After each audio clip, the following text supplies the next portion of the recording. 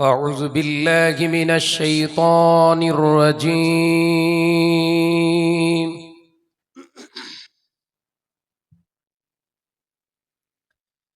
بسم الله الرحمن الرحيم.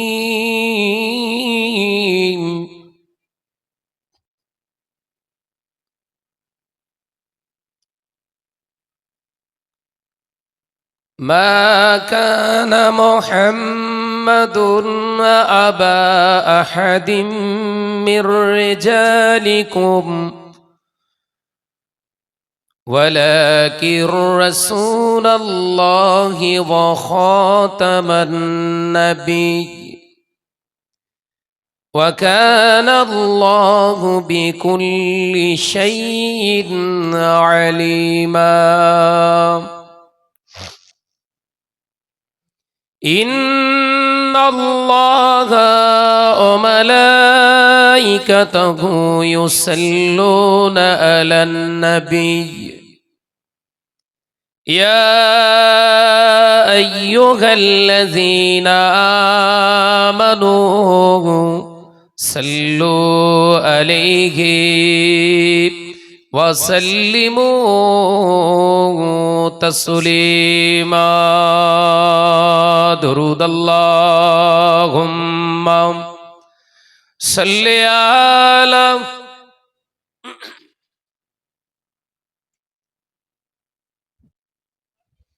आवाज दी पड़ी वअला आली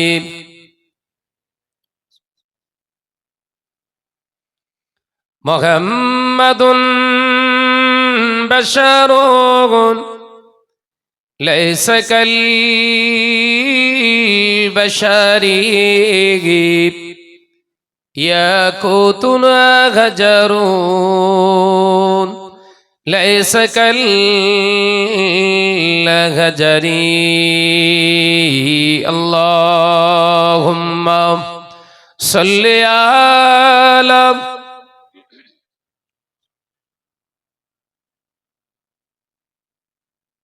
आरो जोरे पड़ी वअला आली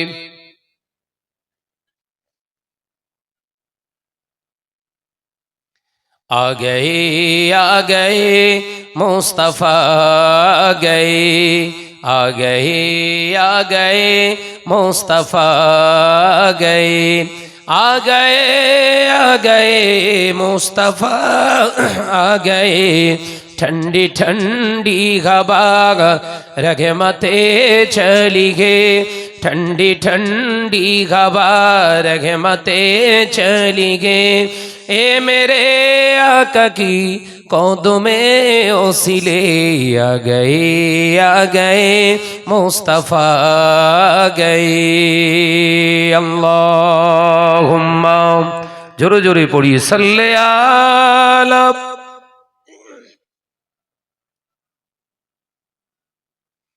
वअला आली.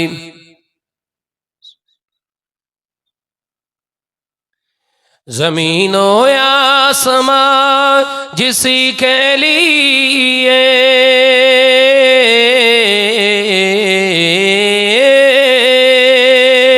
ज़मीनो आसमां जिसी के लिए हर सुबह हर शम तरसती रहे. आ गए मुस्तफा आ गए. अल्लाहुम्मा सल्लि अला माशाल्लाह माशाल्लाह अनेक जोरी होबे वअला आली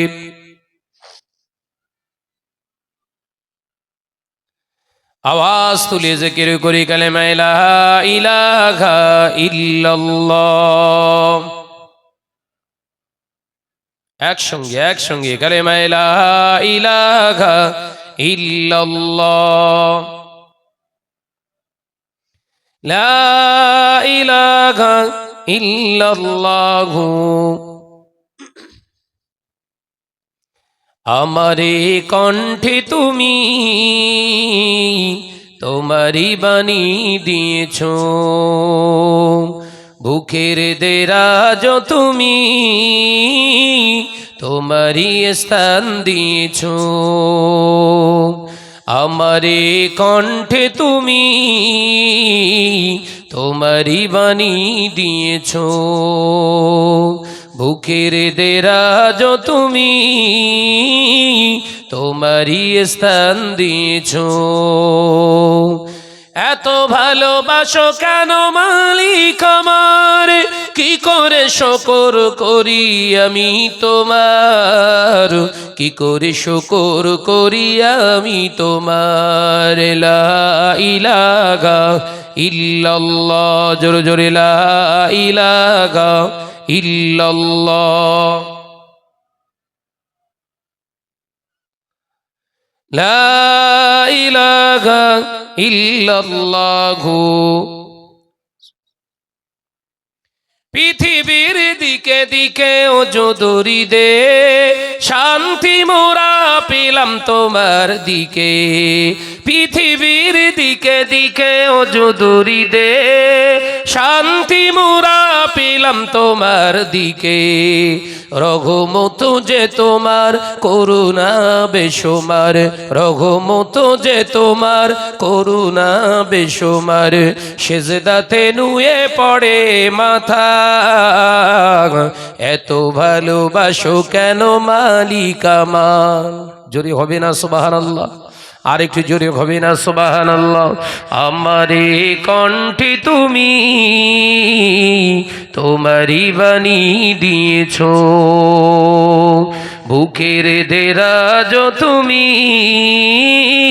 তোমারই স্থান দিয়েছ। লা ইলাহা ইল্লাল্লাহ। আওয়াজ দিয়ে প্রাণ খুলে পড়ি, লা ইলাহা ইল্লাল্লাহু। قال الله تعالى في كلامه المجيد والفرقان الحميد،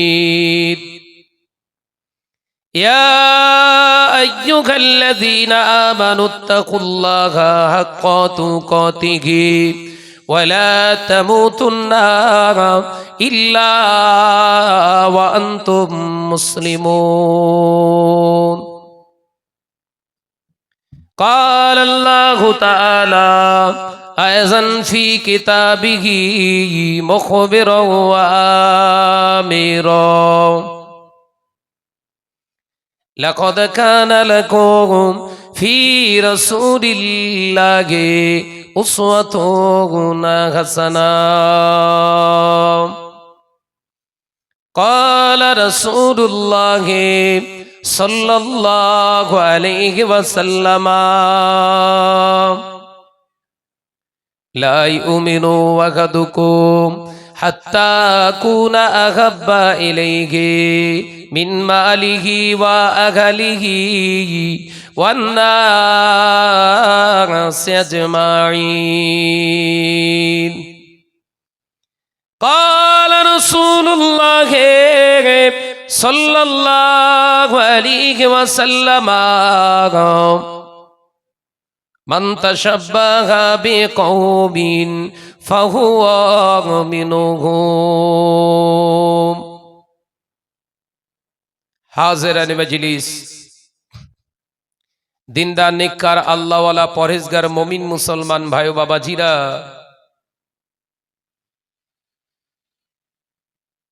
এই চৈতলের আমোদপুর, তাই তো, চৈতলের আমোদপুর গ্রামে রহমতে সামিয়ানার নির্বাচিত সম্মানীয় সভাপতি মহাশয়, আমন্ত্রিত উলামায়ে কেরাম, খাস করে আপনাদের গ্রামের কৃতি সন্তান বন্ধুবর আলহাজ হযরত হাফিজ মোহাম্মদ মুজাফফর হোসেন সাহেব, আমন্ত্রিত উলামায়ে কেরাম, তার ভিতর থেকে শ্রদ্ধেয় ভাজন প্রবীণ আলেমে দ্বীন আলহাজ হযরত মাওলানা ইয়াকুব আলী সাহেব দামাত বারাকাতুহু, সামনে বসে থাকা দিন দরদ ইসলাম দরদি শ্রদ্ধেয় আমার মুরব্বিয়ান গণেরা, পর্দানাসীনা আমার স্নেহা গর্ভধারিণী জনম দুঃখিনী ধার্মিকা মা ও বোনেরা, দীর্ঘক্ষণ ধরে আপনাদের গ্রামেরই সন্তানের মুখ থেকে অনেক মূল্যবান তথ্য আলোচনা আপনারা শুনেছেন। আমি গুনাহগার মোহাম্মদ শাহনওয়াজ মণ্ডল নিজেকে বিরাট বড় পণ্ডিত ভাবি না, আর নিজেকে একদম অজ্ঞ হিসেবেও সমাজে বলি না। যতটুকু আল্লাহ জ্ঞান দিয়েছেন সেই জ্ঞানের থেকে জাস্ট আপনাদের এই দাওয়াতের মাধ্যমে একটু নিজেদের ভিতরে বোঝাপড়া একটু বিষয়ের জায়গাটা আল্লাহ করিয়েছেন, আলোচনা হবে। তবে যতটুকু আল্লাহ আলোচনা করাবেন, বক্তা এবং শ্রোতা ও ভাইকেই যেন আল্লাহ পাক আমল করবার তৌফিক দেন, বলুন আমিন। জোরে বলি আল্লাহুম্মা আমিন। ওয়াজ নসিহত মুসলিম সমাজে প্রচুর পরিমাণে হচ্ছে, বলার অবকাশ থাকে না। আজ থেকে 35-40 বছর আগে এলাকায় এত বেশি ওয়াজ নসিহত হতো না, কারণ তখন আলেমে দ্বীনের সংখ্যা অনেক কম ছিল। পাশাপাশি আলেমের সংখ্যা যেমন কম ছিল, নামাজি মুসল্লির সংখ্যার অবস্থানও ঠিক কম ছিল। মসজিদ মাদ্রাসা এদিকটাও কম ছিল। কিন্তু দিনের পর দিন আপডেট হচ্ছে, দিনের পর দিন বাড়ছে। কিন্তু একটা জায়গায় আমরা মুসলমান যেন একটি জায়গায় বিরাট বহুল পরিমাণে ঘাটতি হয়ে গেছে, সেটা হলো আল্লাহর ভয়। মুসলমান দাড়ি এখন রাখছে মাশাআল্লাহ, ঘরের ছেলেরা দাড়ি রাখছে মাশাআল্লাহ, নামাজও পড়ছে। নামাজ মাহে রমজানে রোজাও রাখছে, ইফতারও মাশাআল্লাহ বিরাট বড় বড় মজলিস করছে। ঘন ঘন মসজিদ তৈরি করছে, মাদ্রাসা তৈরি করার কম্পিটিশন চলছে, হাজি হওয়ার কম্পিটিশন হচ্ছে, ওমরা করতে যাওয়ার কম্পিটিশন চলছে। কিন্তু প্রকৃত মানুষটা ভালো হবে এর কম্পিটিশন কিন্তু বাজারে নেই। কি ভাবছেন? আগে এই কম্পিটিশন ছিল, এই প্রতিযোগিতা ছিল। উনি এত বড় মস্ত বড় আল্লাহওয়ালা হয়েছে, আমাকেও হতে হবে। কিন্তু এখন সমাজে আমাদের একটাই লক্ষ্য এসে দাঁড়িয়েছে, সমাজে আমাকে সমাদৃত হতে হবে। সেটা ন্যায়ের মধ্য দিয়ে হোক আর অন্যায়ের মধ্য দিয়ে হোক, সমাজে আমার একটা কিন্তু পরিচিতি লাভ করতেই হবে। তার মানে আমাদের ভিতরে কাজ করছে দুনিয়া। কি কাজ করছে? জোরে বলেন, জোরে বলেন। দুনিয়া। অথচ বিশ্বনবী বললেন, আর দুনিয়া ও মাজরাতুল আখিরাত।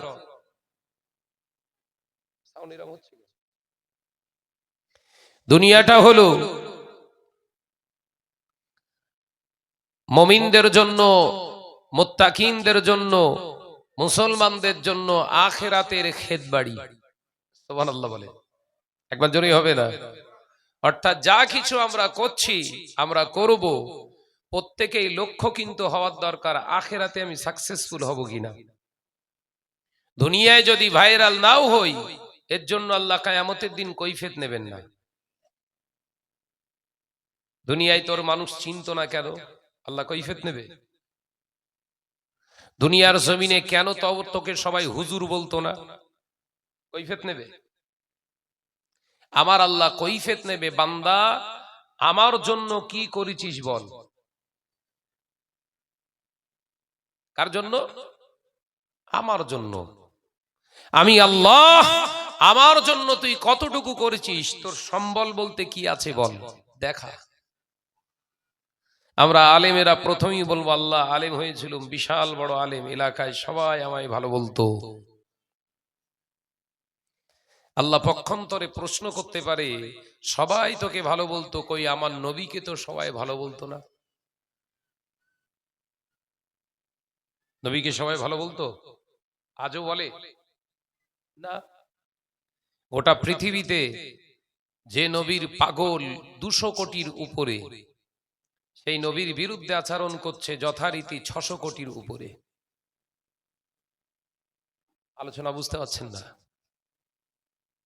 তাহলে নবীর বিরুদ্ধে আচরণ করেনে বলা ব্যক্তি যেমন পৃথিবীর জমিনে সংখ্যায় বেশি, তোর প্রশংসা করেনে বলা মানুষগুলোর সংখ্যায় বেশি, অথচ আমি আল্লাহর সঙ্গে তাদের সম্পর্ক নেই। কেন?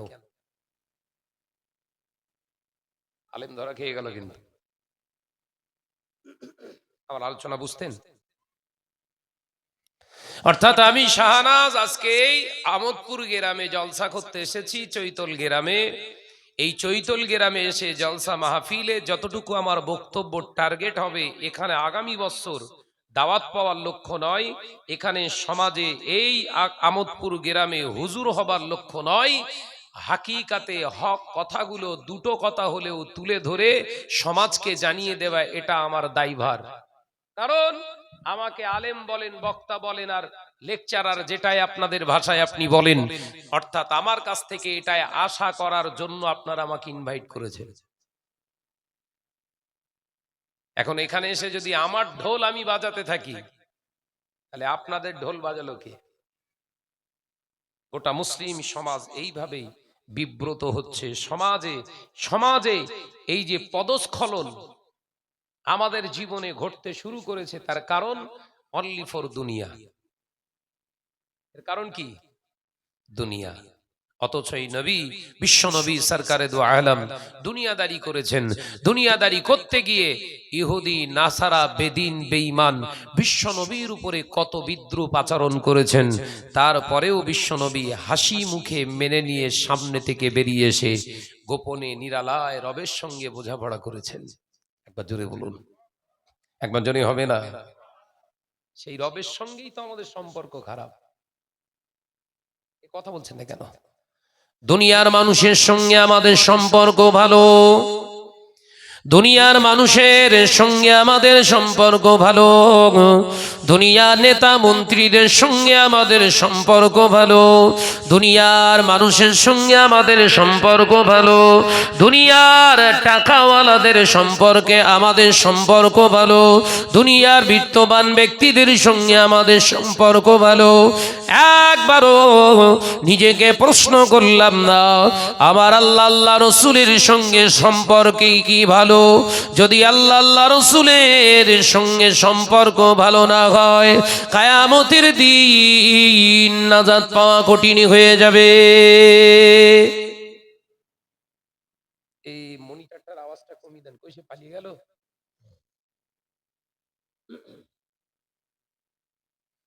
মাইকম্যানটাকে একবার ডাকেন, ভাইকে ডাকেন, এই মনিটরটাকে আওয়াজটা কমিয়ে দেন। ও নজনেরা, মুরব্বিয়ানে গনেরা, ছেলেরা, বাচ্চারা, পর্দানাশীনা মা ও বোনেরা, আল্লাহ নবী দো জাহানের বাদশাহ হাবিবুল্লাহকে, নবী জনাবে মুহাম্মদুর রাসূলুল্লাহকে সাল্লাল্লাহু আলাইহি ওয়াসাল্লাম, নবী আমার দুনিয়া জমিনে 1 থেকে 40 পর্যন্ত, মক্কার জমিনে 1 বছর বয়স থেকে 40 বছর পর্যন্ত ইহুদি, নাসারা, বেদিন, বেঈমান, কুফারে কুরাইশদের ভিতরে তিনি ছিলেন গ্রহণযোগ্য, তিনি ছিলেন গ্রহণযোগ্যতার পাত্র, তিনি ছিলেন বিশ্বাসী, আদর্শ চরিত্রবানের অধিকারী একজন পুরুষ।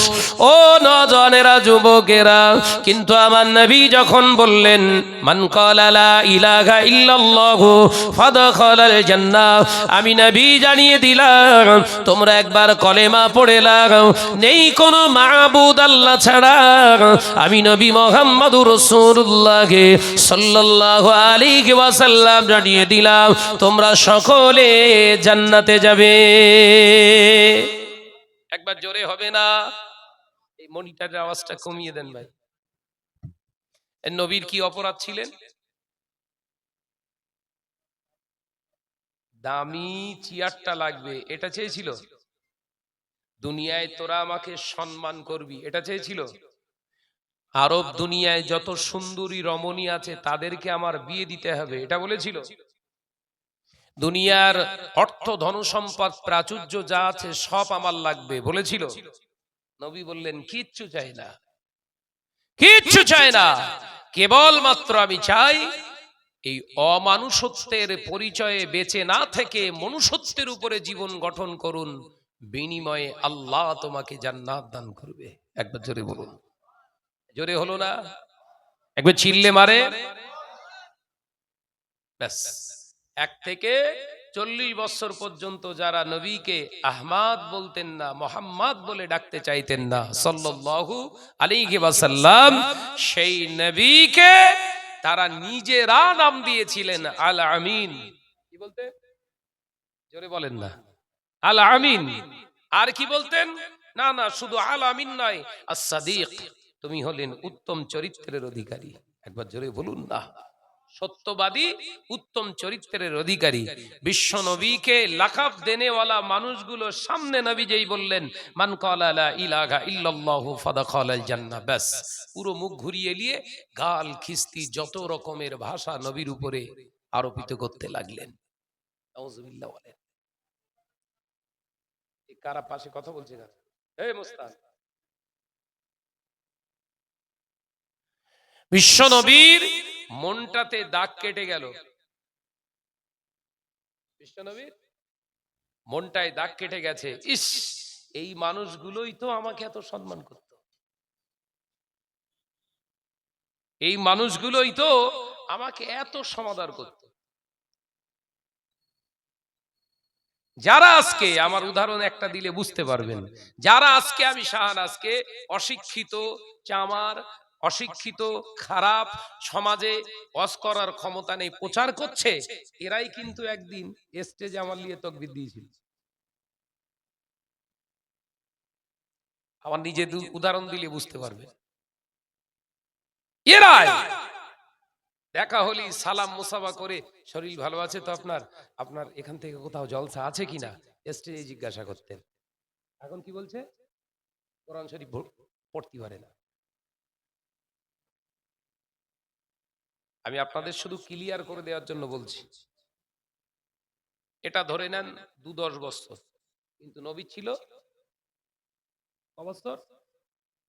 এসব অজ বুঝতে পারছেন না নাকি? নবী ছিল এটা 40 বছর। বছর? 40 বছর।